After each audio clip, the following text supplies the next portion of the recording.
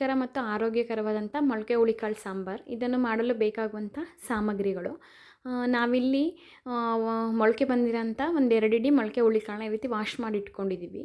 1 ಇಡಿಯಷ್ಟು ತೊಗರಿಬೇಳೆ ತೊಗೊಂಡಿದ್ದೀವಿ. 2 medium size ಹುಳಿ ಟೊಮೊಟೊ ತೊಗೊಂಡಿದ್ದೀವಿ.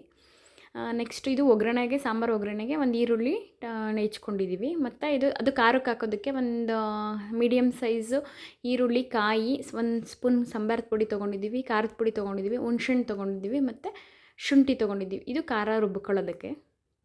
ಇದನ್ನು ಮಾಡುವ ವಿಧಾನ, ಮೊದಲಿಗೆ ಈ ರೀತಿ ಕುಕ್ಕರಲ್ಲಿ ಒಂದು ನೀರನ್ನ ಚೆನ್ನಾಗಿ ಕುದಿಸ್ಕೊಬೇಕು. ಆ ನೀರು ಕುದ್ದ ಮೇಲೇ ನಾವು ತೊಗೊಂಡಿರೋ ಅಂಥ ಮೊಳಕೆ ಹುಳಿಕಾಳನ್ನ ಹಾಕ್ತಾಯಿದ್ದೀವಿ.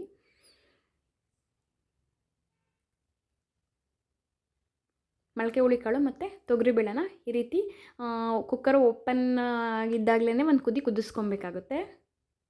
ಕ್ಲೋಸ್ ಮಾಡ್ದಲೇ, ಲಿಡ್ ಕ್ಲೋಸ್ ಮಾಡ್ದಲೇ ಓಪನಾಗಿ ಒಂದು ಕುದಿ ಕುದಿಸ್ಕೊಬೇಕು. ಈ ಕುದಿಸ್ಕೊಬೇಕಾದ್ರೆ ನಾವು ಇದಕ್ಕೆ ಉಪ್ಪು ಹಾಕ್ಕೊಬೇಕಾಗುತ್ತೆ, ರುಚಿಗೆ ತಕ್ಕಷ್ಟು ಉಪ್ಪು. ಮತ್ತು ತೊಗೊಂಡಿರೋ ಅಂಥ ಟೊಮೊಟೊನೂ ಹಾಕಿ ಈ ರೀತಿ ಕುಕ್ಕರ್ ಲಿಡ್ ಕ್ಲೋಸ್ ಮಾಡಿ ಕೂಗಿಸ್ಕೊಬೇಕಾಗುತ್ತೆ.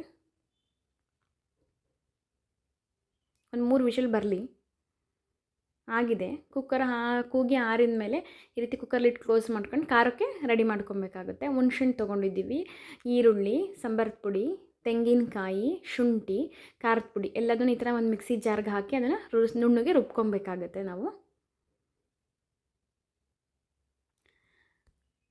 ಅದ್ರ ಜೊತೆಗೆ ನಾವು ಏನು ಮಾಡಬೇಕಾಗುತ್ತೆ ಅಂದರೆ ಬೇಯಿಸಿಟ್ಕೊಂಡಿರೋಂಥ ಟೊಮೊಟೊನೂ ಸಹ ಹಾಕ್ತಾಯಿದ್ದೀವಿ. ಇದರ ಜೊತೆ 2 ಬೇಯಕ್ಕೆ ಹಾಕಿ ಟೊಮೊಟೊನೂ ಹಾಕ್ತಾಯಿದ್ದೀವಿ.